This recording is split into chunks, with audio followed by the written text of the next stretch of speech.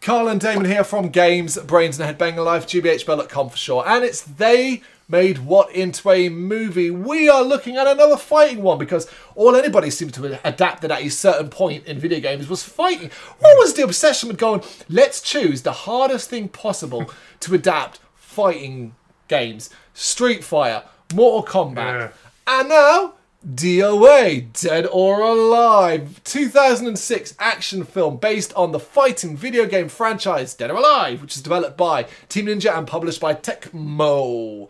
The movie is directed by Corey Ewan and written by J.F. Lawton and Adam and Seth Gross. So, as always, let's begin with this. Dead or Alive, the games. What do you know? Did you play many of them? Nope. Yep, same here. Nothing at all. However, I do know, look, I'm sure I've mentioned this probably in other videos, but look, Dead or Alive, I always remember being synonymous with one thing. Just one thing and one thing alone, which was the physics of the game, which meant the ladies' boobies bounce in the game. Yes, sex sold. Dead or Alive was specifically around that. Bikinis, volleyball, all elements that appear in this movie. It was what the games were trying to do. I understand that that was then, and now I think the Dead or Alive franchise, particularly over sequels, became a little bit more serious and is now considered to be a respectable fighting game series. But like, in my sort of ranking of fighting games series that I played, it's like, okay, Street Fighter, Mortal Kombat, Soul Calibur. I played a lot more Soul Calibur than any other those fighting games. Virtua Fighter. So I mean, like, Dead or Alive doesn't even come into this. That's the problem. I think the earlier games came out around a period where there's too much competition for it. I think. Well, no, I think Dead or, like, not only that as well. Like, I think the other element to point out is that I have never really been a fighting game fan. No. I've enjoyed some, mainly in the early days when you had limited choice on consoles. You know, I'm telling you right now, the only reason we played Virtua Fighter 1 and 2 is because there were fuck all games on the Sega Saturn. That's the only reason we played them. I didn't play a Tekken game until Tekken 3. And don't get me wrong, Tekken 3 is a... one of the finest. After that, fighting games. Oh, of course, yeah. Street Fighter 2 on the SNES is probably the game I played the most. I've played later Street Fighter games. Street Fighter 4 I've played. But the game I played the most of a fighting game in modern times is Soul Calibur. I played Soul Calibur 4 and 5. I really enjoy them because of how silly and over the top they are and the characters and stuff like that. But as soon as it comes to things like online and elements like that, I'm out. I'm out. I can't handle that shit. I've played a few of the modern Mortal Kombat games, but not that much. I played DC versus MK, like one of the crossover games as well, and things like that. I'm gonna play a game called, I don't know what it's called, like Carnage or... Carnage? Is it Carnage? Is it Carnage or... I don't know. That isn't Carnage, isn't the Spider-Man character. No. I can't remember what it's called, man. It was like Rampage. No, not Rampage. I don't know. I've got an image in my head of a game of controlling like these weird characters and weird creatures. But I can't think of the name. There's a couple of others as well, of like random ones that aren't as big that we've actually covered here. Battle Arena Toshinden was and Battle Arena Toshinden 2 were ones that played on the PlayStation. We've actually covered that animated movie in an earlier episode. There was one I was on a Saturn that I never played at the time, but then it was re-released. I think, re-released on the modern consoles, and I played it there. And in it, like, you attack the characters and items of clothing break off, so the women would end up in bras, but some of the men would end up in like states of undress too. What is that called? I forgot what that's called. It was quite an easy game to complete as well. And I also played Sonic Fighters, which is another one that was released in the Saturn and then turned up. So we played them over the years. But just Dead or Alive, I never really played. I'd actually have to check. I should have checked and written it down, but I didn't know what the last entry was. And if there's a Dead or Alive game available on modern consoles. I don't know if there is. Maybe there is, maybe there isn't. It's not a franchise I hear a lot about, to be honest. It's not, no. So with that in mind, going into the movie, didn't expect much. It's a fighting game. I knew it was going to be a sexy film, so to speak. It was going to be designed around attractive women and men, but predominantly women, I figured it would be as well. Particularly when I saw the cast list, I was like, okay, there we go. However, I should point out, this is my second viewing. I've seen this movie once before. I reviewed it for the site in 2018 or 19, one of those years. And rereading my review, I was like, yeah, I pretty much nailed it. I went right down the middle. I said it was entertaining as long as you did one thing. And chain your brain, Don't take this movie seriously for a second. Yeah. See it as dumb as it is. Really dumb movie. And you can enjoy it. Massive win column. It's about 80 minutes long. Yep. It is not a long film, which is I thought was brilliant. I was like, oh my God, that's fantastic. You know what you need to do here. You're not doing an hour and 45 minutes. You're not taking 2 hours to tell some deep, meaningful story and all stuff like that. Yeah, I was so relieved. I said, well, when I typed it on YouTube, I saw 2 films. One was like 1 hour and 60. One was like 84. 1 hour. About 8:40. Yeah. I was so relieved when the longer one wasn't even. Yeah, it's not Dead or Alive. Yeah, you were talking about the 1999. It's called Dead or Alive. Yeah. It's specifically DOA, Dead or Alive from 2006. But unsurprisingly, the film was a critical and commercial failure, grossing only 7.7 million worldwide against a £30 million budget. What a fucking bomb that is. Kevin Nash, man, how much did you take? It's not the actors, it's not the characters. You can see where the money was spent. Yeah. It's on the choreography and the CGI visuals. Location as well. Likely cost them a bucket. 30 million on this film to earn only 7.7. Hell, man. You didn't even earn a third of your money back. That is bad. This is what they call a box office bomb. Yep. Like literally, you have lost so much money on it, and because of its poor performance, right? The United States, I thought this was hilarious. The United States release was actually delayed. And that one came out in 2007, a year later. That's how bad it was. I'm surprised they even bothered. It's surprising they even bothered, but there you go. All right, the cast. We've got Jamie Presley as Tina Armstrong, Devon Akai as Kazumi, Holly Valance as Christy Allen, Sarah Carter as Helena Douglas, Natasha Molte as Ayane, Kane Kasugi as Ryo Hayabusa, not the one you're thinking of. Yeah. I saw that in the cast and was like, wait, what? Yeah. Not that Ryu. Matthew Marsden as Max, Eric Roberts as Donovan, Steve Howie as Weatherby, Brian J. White as Zach, Kevin Nash as Bass Armstrong, and Colin Chow as Hayate.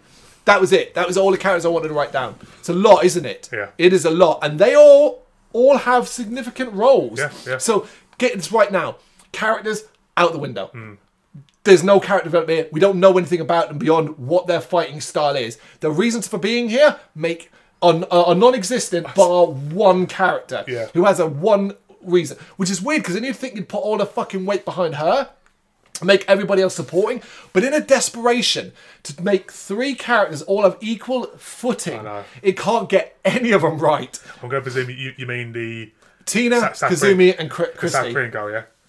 South Korean girl. Is she South Korean or Chinese or Jap? I don't know what culture she's from. I'm not sure about it's Eastern. Yeah, it's Far Eastern culture. Yeah, she's Kazumi. Kazumi's the one with the way. Don't get me wrong. Tina has reason to be there, and Christy has a reason to be there, but it doesn't have the weight that she does. Exactly, you would think you'd put everything into Kazumi, right? Put everything into her, and the others are the supporting characters. But Kevin Nash has a reason to be there, man. No, stop talking about Kevin Nash. My God. When was the last time you watched wrestling? 2000. Exactly. So you're referencing Guy. Like, this was 6 years after. I know. You're referencing a dude like as if like stop doing that. My God. Yes, all right. Kevin Nash, the wrestler, the WCW, WWE, WWF wrestler, and so on, plays a role in this. Yes, he's terrible. What did you expect? Absolutely. Yeah, true. You know? Okay. The intro.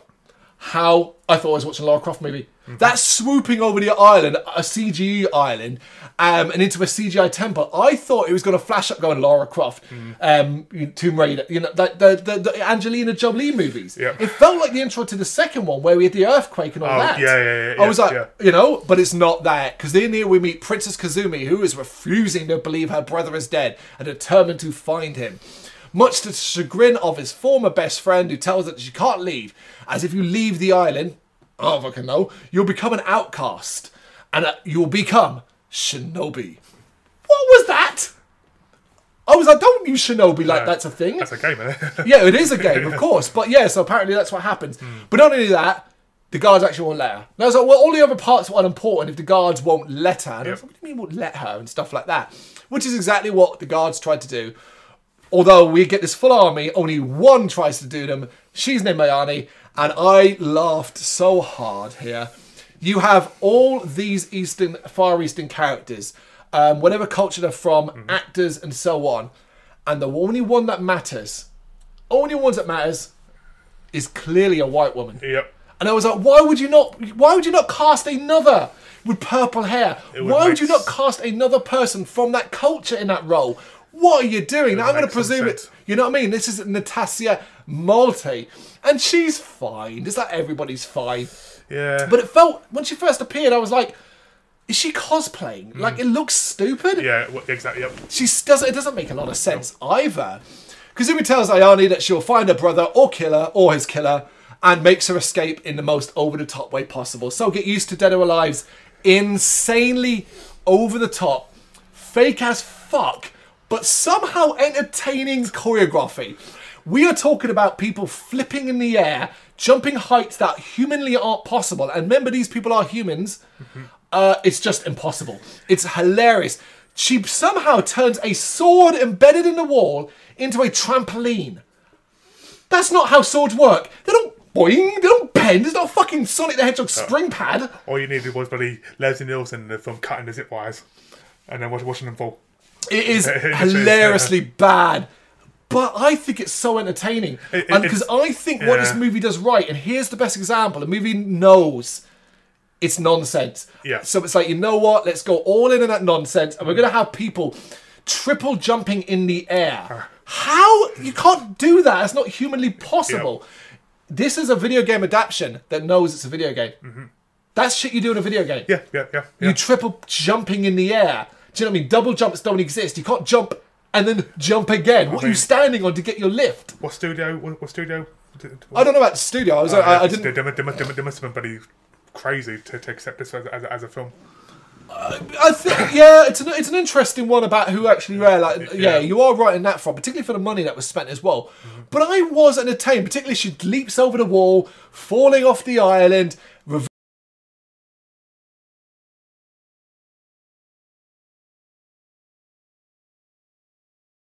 She's falling, those wings would have been torn to shreds. Yep. And then suddenly, out of nowhere, this spinning bladed drone thing arrives and she catches it in her hand.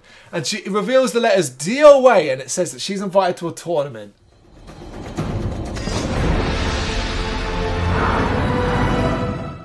It's so stupid. It's good. It's entertaining because then we even do like a whole like comic book strip introduction of who she is, and I was like, okay, this is better than taking, like, if you're not going to take yourself seriously, cool. Yeah. It's still bad, but my God, do you know what I mean? Like, Street Fighter took itself seriously. Did not work out. Do you know what I mean? We've seen a lot of fighting movies that have, and we still even done half of them. We've not done Tekken. No. We've not done the Chun-Li Street Fighter movie. These are all live action movies. I'm going to take I reckon Dead or Alive will end up being one of the better ones, purely because it doesn't take itself seriously. Yep. So then we cut to South Chinese Sea, Tina Armstrong, in her best America gear. Yeah, full-on bikini, that's the stars and stripes, do you know what I mean? That thing. Proper, And she's relaxing when she gets called from her father. Turns out she's a wrestler and refusing to be fake anymore. I was you know what, I'm a wrestling fan. I hated this portrayal of wrestling. Yep. She does martial arts, clearly. There's nothing to stop you entering. Just like many wrestlers would enter UFC if they want to have real fights and so on and all that kind of thing. Because that whole like, wrestling's fake, don't you know? Oh, we know. You're not clever for knowing that and so on, you know? That kind of thing.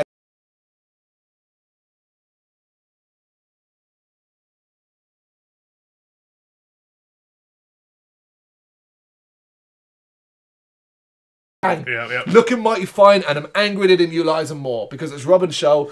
I was into this. Although Robin's show definitely deserved better. Yeah. You know? Although, you know, it's just them to do some. She then gets her invite, and it hits the boat. I'd be like, mate, you damaged me boat. It's in the boat, man. Yeah.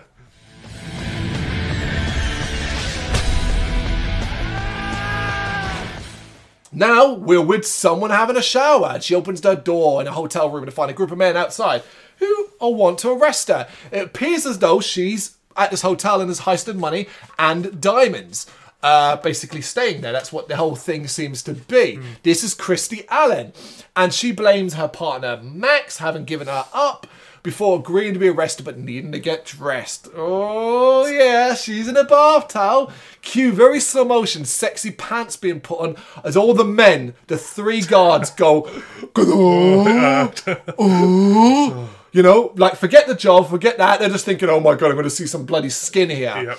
Of course, when the lead guy, she's like, oh, can you pass me my bra? He's like, he picks up his gun and he hands it to her, and this results in her turning the tables and kicking her ass. You do get some well-positioned imagery here. Yep. If it's your jam, where you get to see a bit of side boob and legs and stuff like that, and putting a bra on from that angle and so on. God, you mean when the bra falls down? Yeah. It's again, I said, it's so stupid. But it's funny. It's fun. It's funny. It's fun. And it's sexy. This is a sexy scene. She looks like a badass. She's kicking their butts. She uses her sex appeal to literally get the upper hand on them. Is it exploitive? Abso-fucking-lutely. Of course, yeah. But it's doing what it says it is on the tin. Dead or Alive was always exploitative.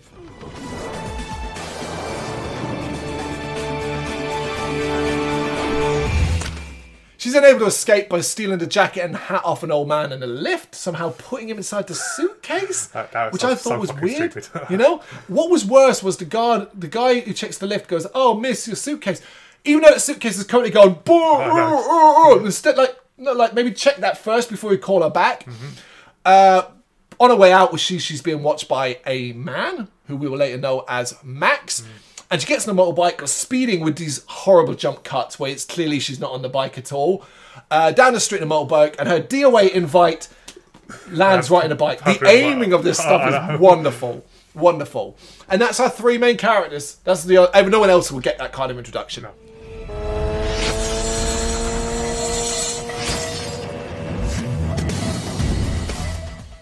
We're with Ayane now, and she is being ordered to hunt Kazumi and kill her.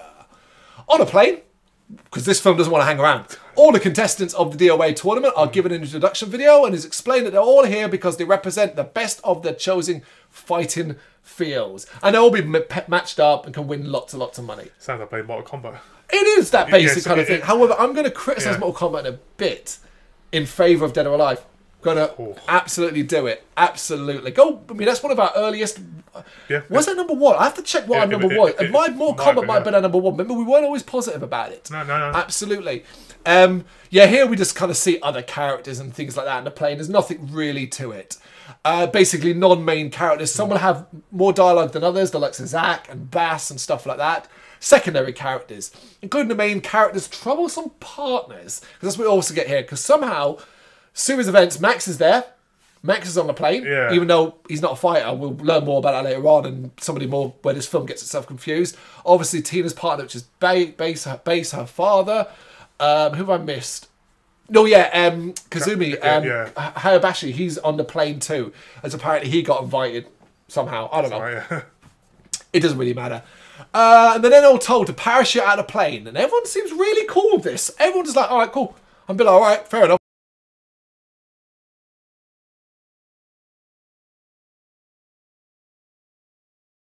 Qualified, basically. You have to get to the compound by sunset. Christy, Tina and Kazumi all end up together, convenient, and get a little competitive as they climb a big tower in different ways. This is an example of where Dead Alive does it wrong, for me, in my opinion. This scene goes on forever.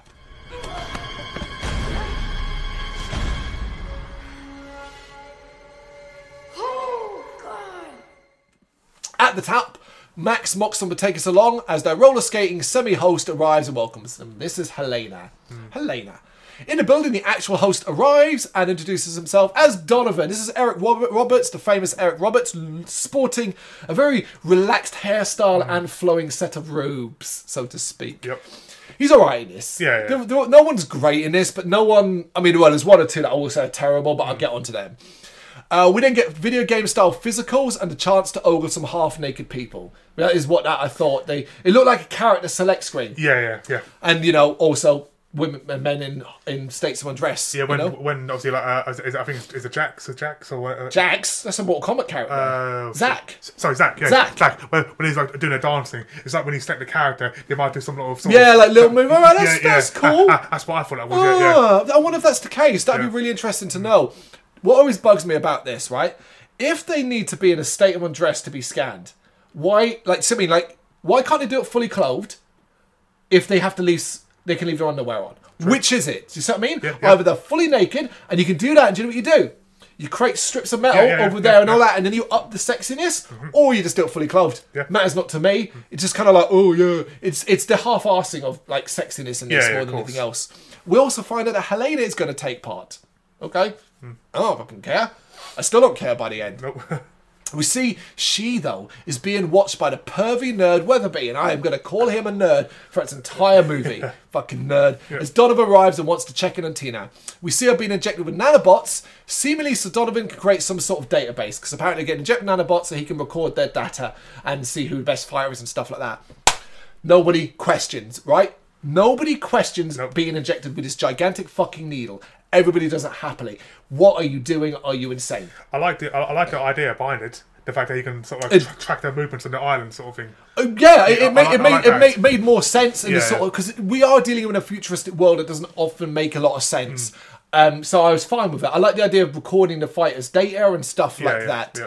Yeah. The next day we see different characters training in their own style, and apparently we now get revealed what I think was a really clever way to do it. Fights can happen at any time and at any place, simply selected by Donovan based on the data. That's it. Yep. You'll be matched up, you'll get told... On your Apple Watch. On your watch, yeah, Apple Watch. And then, you go and do the fight. And then whoever wins, because no weapons, a knockout means you lost and you need to go home. And that's how they progress through the tournament. Mortal Kombat, that's all you needed to do. Yeah. Not the technology, but think about the original Mortal Kombat. The fights are random. Who loses? How do people stay? Why is there so many people still? Like, how did you get to a final? Do you see what I mean? Like all this. Here we have we even see the sort of ranking system. Yeah. Actually, do you know what? Actually, I'll go on there. Yeah, because it shows the table and I see they qualified, they move up. Yeah, it all makes sense. It makes more sense to Mortal Kombat as we get a quick montage of different fights in different areas. We also see how the data is being monitored and who is going through to the next round. I was like, that's so simple. Thank you for that. I really appreciate it, Phil.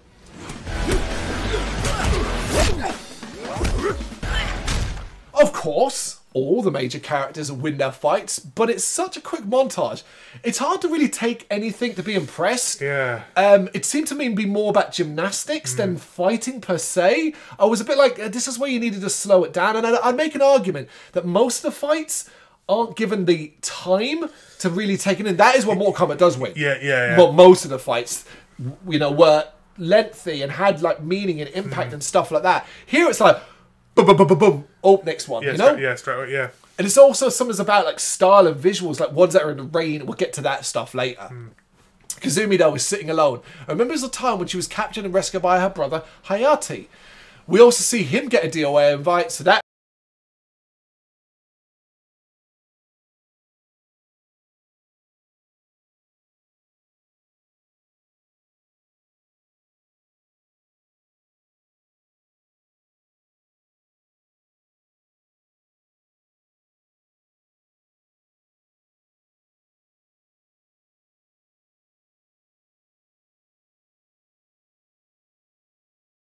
she's got a reason to be here. Why did he enter it? Yeah, exactly. All the prizes is money, so he was willing to give up his honour. His honour, be shinobi, for money? What? From what I know about our culture, your honour is your most important. Do you see what I mean? Like that, it makes no sense why he entered the DOA tournament. I can understand why. I don't understand it at all. So Kazumi and Hayabushi discuss the arrival of Ayane, and Kazumi reveals that she thinks Donovan is lying. And I was like, why? Why? Yeah, what basis have you got? Like, I see no basis for that at all. They also share a moment with her swearing to find their brother. Christy and Max talk. The latter faked an injury to get out of fighting. I was like, wait, what? What? And he suggests that they heist the winning money instead of taking part. Why is he still on the island? I thought they would be sent home. This is not the first time this movie is going to confuse its own rules. If he faked an injury, he says he faked an injury so so-and-so went through, so he got eliminated, basically. Right, off you go. There you go. Tina is trying to relax in a hot spring when Zack comes along and tries to flirt. One of the worst scenes in the movie. It's awkward, they have no chemistry, and Zack is written like a douchebag. But by the end, I'm supposed to like him. Don't get it. Meanwhile, Donovan decides to match her against Leon. Alright, cool. We then see them both getting notifications. Before Kazumi can go, though, she's attacked by Ayane. Leon arrives, though, so Ayane runs away and Kazumi starts to fight him. It's nice to see that she's quite outmatched here. His speed and strength is over the top. But we cut away from the fight to listen to bedroom heist talk of Christy and Max. And I was like, what are you doing? Yeah. What are you doing? The fight. You want to see the fight. Absolutely. It's a fighting film. However, it does at least result in a funny moment where she's all like, oh, I can feel the earth moving. And he's like, well, that was kind of the point. Yeah. And it's like, no, it's literal as Leon and Kazumi come crashing through the wall, which looked so fake. Yeah. As the fight continues, we see Zack is getting a bit too handsy with Tina. Do you notice that? I was like, why do that, Phil? Yeah, proper, yeah. Who really should have fucked him up by now. Because that's the other thing I don't understand is like, you're building these women up as strong, take no shit. Yeah. Have her fuck him up. Yep. Do you know what I mean? That's the desired effect. No, really, I felt the earth move. Kazumi remarks that Leon couldn't have killed her brother as she's kicking his ass. Basically, she's beating Leon up now. She's like, well, my brother was such a great fighter. Yeah, you yeah. couldn't have killed him. Are you sure, though? Like, that's very presumptuous. It only takes Right one hit, hit, yeah. Meanwhile, Tina takes Zack short and leaves as Leon comes crashing down into the pool. Kazumi wins, and the final quarter match pits Tina against her father, Bass. This is both funny and, I think, insulting. I know. So he busts in as Tina's sleeping. So I realised I was a big fan of the whole fight anyway, I think. I really, really was a big fan of it because I love him just busting in and being like, Tina, it's time to go. But this, unfortunately, results in lesbian jokes because she's in bed with Christy, who starts to be really flirtatious, implies she's sleeping naked underneath the covers, which results in Bass being all like, oh, my daughter's... He doesn't have a problem with it, but it's just jokes about... It's awkward, man. It's weird. Yeah. It's weird.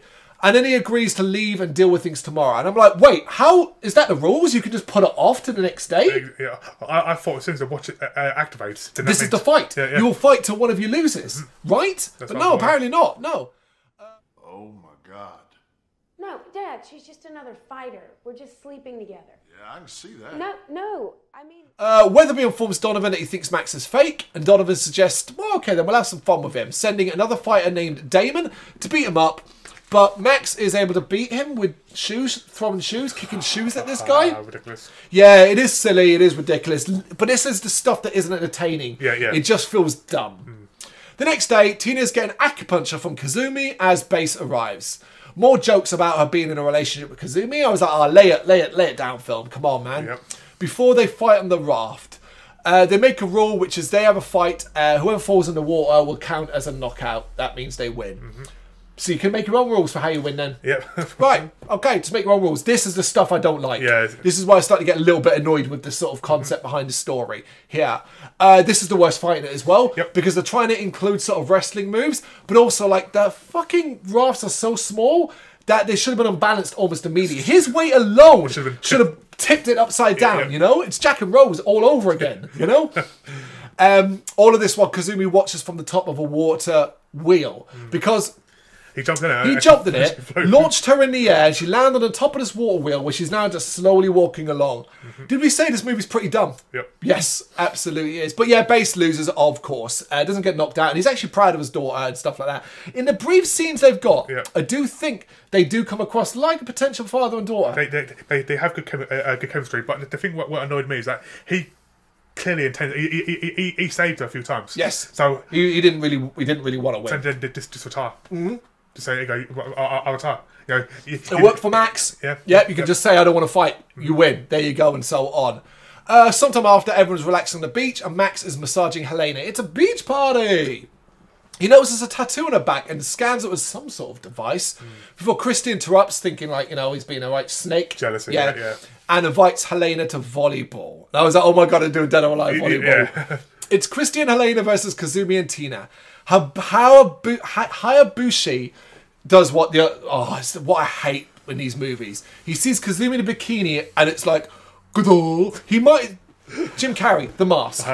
The mouth, the mouth dropping open, the wolf hitting himself with a mallet. It's that, basically, when he sees Cameron Diaz in the nice dress.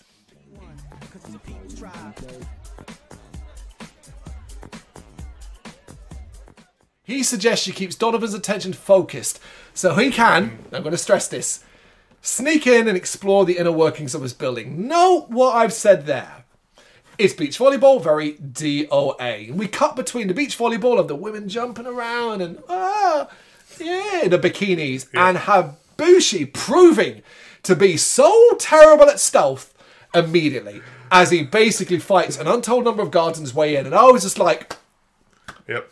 well done. Well done, yeah. Well done on that stealth there, bro.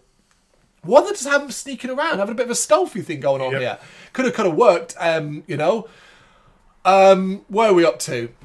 If you've not realised it yet as well, at this point, it's vapid. This movie is also really vapid. It's empty-headed stuff. This sequence of this scene here, cut between the bikini-clad women volleyballing and this one idiot ninja failing to do any kind of stealth and just beating up guards. But here's what we should say as well. We often see a lot of scenes involving swords and all that. This movie is bloodless. You will not see an inch of blood. That's a good point, actually, yeah. The beach volleyball game is interrupted by a throwing star that bursts the ball and Kazumi heads off to face Ayane. Apparently Ayane threw it from far away and Kazumi's off to go meet her. Meanwhile, Hayabusa appears to have gotten himself trapped because that entire sequence ends with him walking into a room, the door closing, and that was it. And I was like, this guy was terrible. Kazumi and Ayane fight in a part of an island with bamboo trees for more fun, absurd action. Scorpion. It's kind of got that vibe. Well, that's more just a normal forest. This is like bamboo trees, and they do utilise them in the fight. I quite like this. Yeah, it was good. Kazumi questions why Ayane didn't hunt her brother with the same vigour. I was like, ooh, bitch, she just got you there. It's good. Like, you're like, you're going to kill me, but my brother left. He became Shinobi. Where was that I want to kill him? That's bitch, it's because you loved him. Favoritism. And I was like, okay, all right.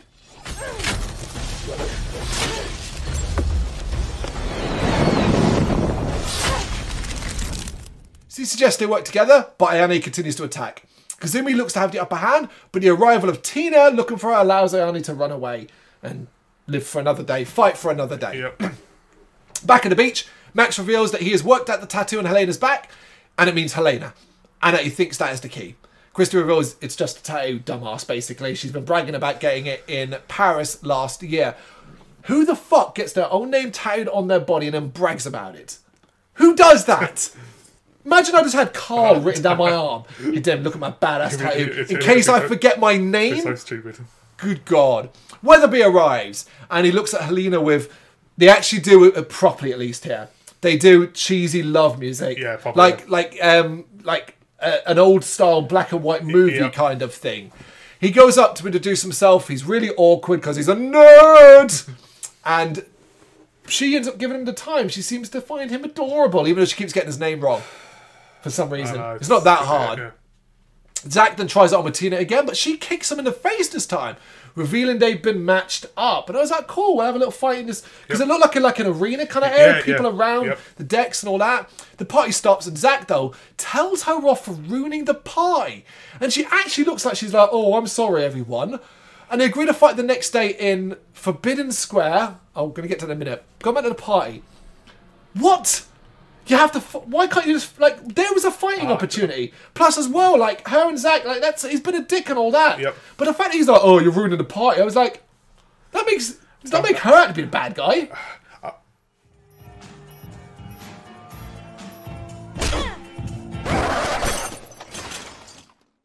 I thought the whole purpose... I'm sure they said it at the beginning, that you had to fight. Anywhere. I thought that... Anywhere there and then. More entertaining, right? Yeah. More entertaining because it means we could potentially, like the hotel room fight, like the bamboo. And the idea of doing this on the beach with people standing around and all that, the decks, you know, the music starts playing. Like, something stupid, like someone's going to the toilet and someone bursts through the door. Yeah, I feel like there should have been more imagination there. But instead they end up fighting in Forbidden Square, why is it called Forbidden Square? If you can fight there. It ain't exactly forbidden then, is it? Idiots. And that's the fight we now cut to, and it is one of the better fights because, unlike others, it doesn't cut away to other shit. It also doesn't rely on absurd gymnastics to some degree. Nope. There were a couple of things I didn't like, similar to like Mortal Kombat and Street. You know when people get thrown through walls and they're like perfectly fine, like that sort of nonsense. Tina wins eventually when Zach gives up. That annoyed me as well. Is that kind of just gives up. He gets Yep. beaten down, knocked down, and he kind of just gives up. And apparently that's, again, not knocked out, just gives up. It's kind of like he's after the sympathy for, oh, I like you, so I'm going to let you win, sort of. Well, no, they do something better here. Is he basically apologises for his behaviour and said, look, you know, I shouldn't have been that way. You know, I was wrong to think you were this person. Yeah. And they shake hands. That's cool. Yeah. That it means nothing in this film, but No, it was no, cool of course, nonetheless. Donovan and Webby discuss that match and reveal that Helena and Christy are up next. Having been in a spring together, Christy returns to the hotel room and reveals to Max that she does, that apparently Helena does have another tattoo, and that she wants half of the money if she wins. No, she wants half or all of it if she wins. We now cut to their earlier fight, because this confused me. It turns out she was in the hotel room returning from the fight she's already had with Helena. And this fight, it was basically a hard-fought win for Christy, as they sort of did it in like rain and slow-mo. It was very slow motion, this one, which does not help the choreography at all. It looks quite poor. But also, I'm like, why are they doing it in a way that like she almost seems to feel bad about it? Yep. Like, she still had to win. And then we see that the other tattoo, which was on the back of her neck.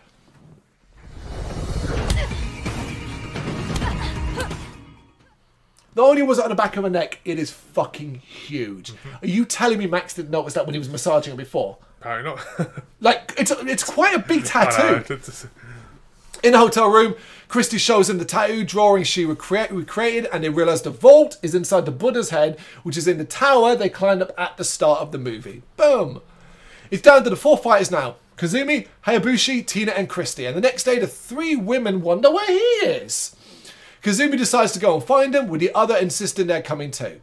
Donovan sends Weatherby away, giving them the day off so he can take care of business. Inside Donovan's office, they find a secret door, but they're also being monitored. How are they able just to wander around his office like that? But they found that door so quick, man. Oh, yeah. It was like literally 2 seconds. Literally, they walked in and goes, oh, yeah, the head turned.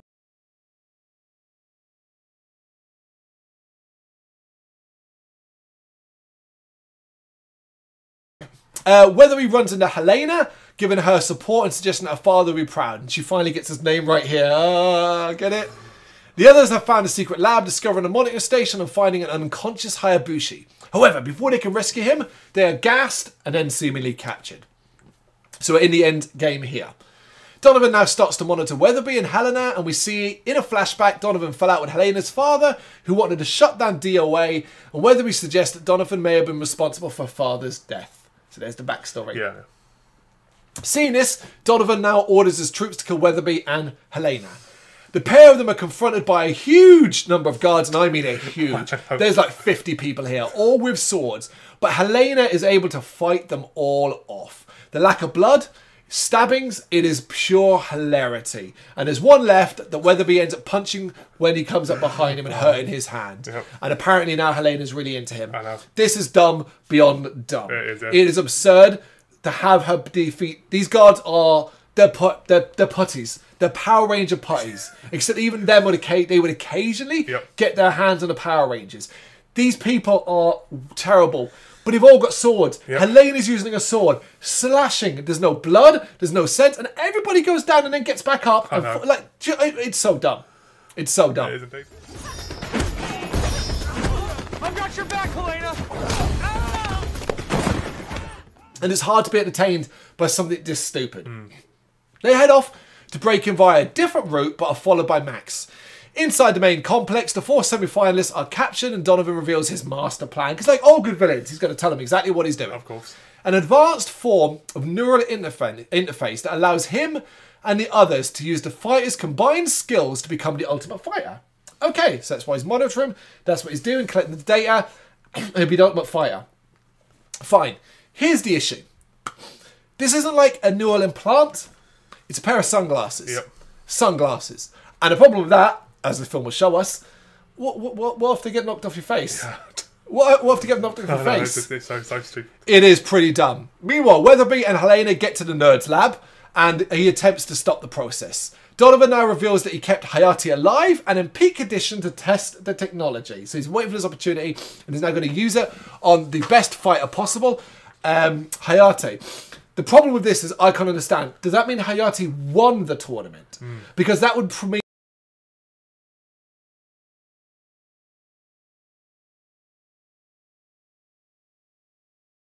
So he wasn't the best.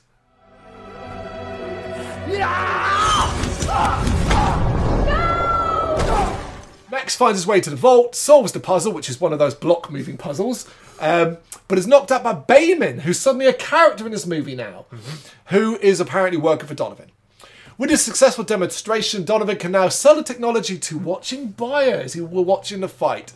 And as he begins his download, Weatherby completes his hack and stops it. So there you go. Easy as that. Yep. You think you'd have like turned his computers off or made it so he wasn't able to do that.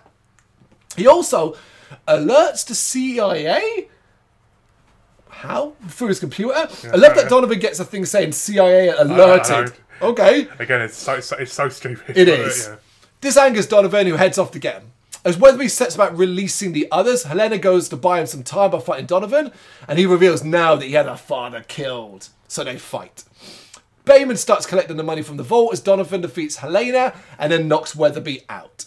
He grabs the information and sets a timer for self-destruct. 3 minutes. I thought you got it. And you know what I love to do?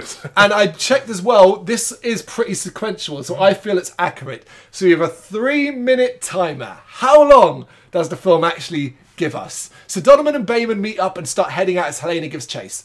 Weatherby comes round and finishes releasing the others.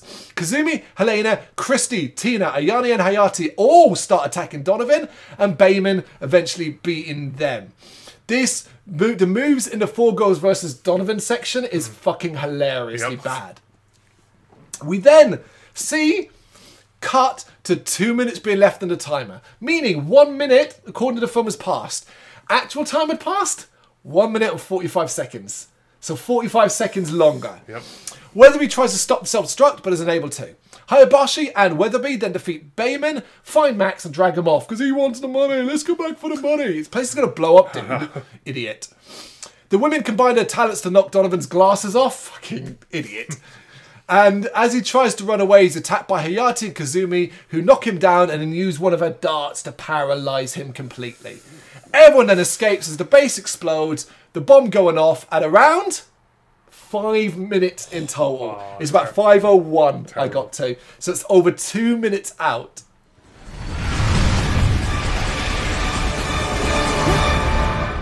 Terrible. Yes, indeed. The effects of everyone jumping off is really iffy. But the image of Donovan getting consumed by flames I thought was quite horrible. It was pretty nasty. We then see Rob and Show and his pirates arrive, seeing the fighters floating in driftwood, but they're beaten up. I did laugh when they turn Tina over, and he's like, "Oh, you again," and have the boats taken. They pick up the rest. The guys all get the girls. Do you notice that? Except Tina, who's all like, "Get a room, get a room." After a reminder of the fighters and what they did in the movie, we then cut to one of the weirdest end scenes I've seen in one of these movies. We cut to a week later as Helena, Ayane, Christy, Tina and Kazumi stand together in Kazumi's palace preparing to fight an army of ninjas. I was baffled. What was that? Dead Alive 2, man. Dead Alive 2. Yeah, clearly, yeah. What are we now? We're 17 years ago. No, but I mean, why would they be back there? Why would she go back? She's found her brother. Ayane and her brother are probably going to go off and bang somewhere. What's she got to go back there for? To reclaim her honour. But what, by killing everyone? I don't know. Is that the plan? And by bringing outsiders in? Like, I guess that could be a thing because it's an island. But like, why? I didn't understand it. How did they get there? How did they get in on the side of where it looks like they're in the temple? I was well confused. No idea.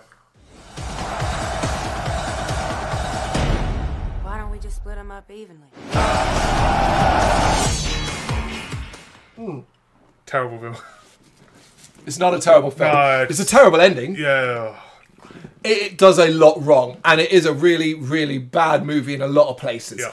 But it makes up for that, for me, in my opinion, by being stupidly entertaining. Entertaining in a stupid way for certain periods of time.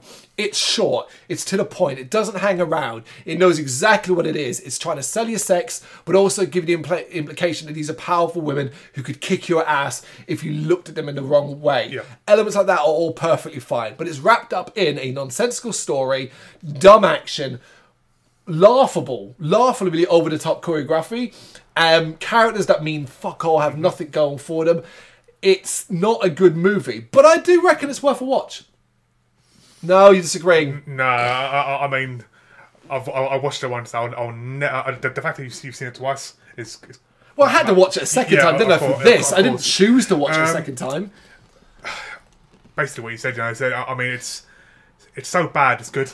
Yeah, I think it could be called a so bad it's good movie. It's one of those. I mean, I read your review after you sent it to me, and I agree with what you said. It's one of those sort of films where you put in the background with your friends, you're eating some popcorn. Yeah, you're having a beer.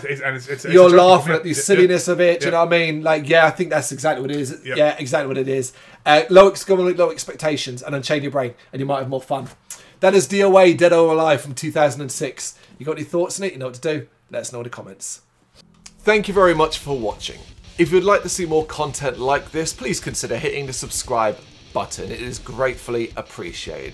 You can find us over at gbhbl.com, our full website, where reviews, news and so much more goes up daily. We're also on all social media platforms, Facebook, Instagram, Twitter, Threads, at GBHBL. Just search for GBHBL and you will find us out there. We also have merchandise on sale. You can access the shop via the website.